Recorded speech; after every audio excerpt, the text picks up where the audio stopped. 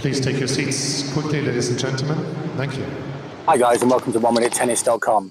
In today's session, I want to talk to you about playing the wide ball. I want to show you the technique of how to control the wide ball, and then I want to show you a great drill that I'm pretty sure you won't have seen before, where you'll be able to practice against the passing shot in a truly realistic way. Now, one of the problems with practicing the volley is that we usually have our practice partner, trainer or ball machine sending balls nicely to us, and we'll play the volley and it all seems so easy. And then we come into matches, and instead of the opponent playing the ball to us, obviously the opponent plays the ball away from us.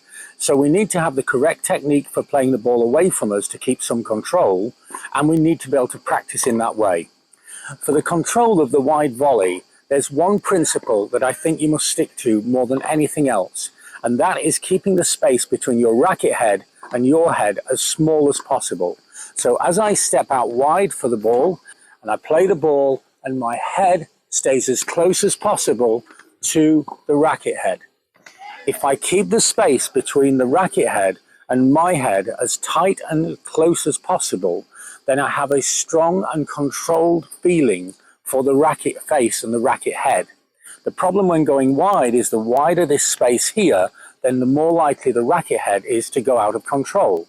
But by keeping my head close to the racket head, then the racket head will really stay under control.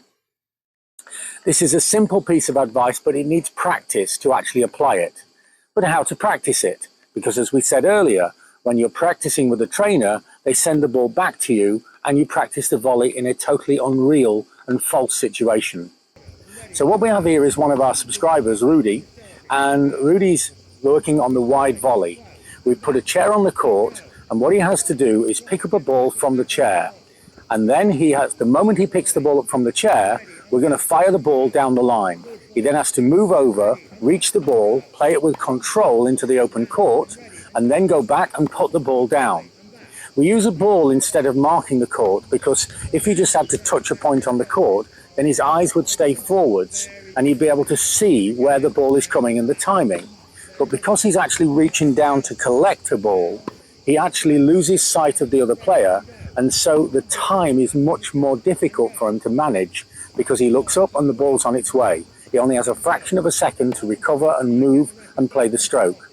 You can see as he's practicing, the technique is getting better and better, and the quality of the volley is getting better and better as he keeps his head close to the racket head and plays high quality, controlled stretch volleys.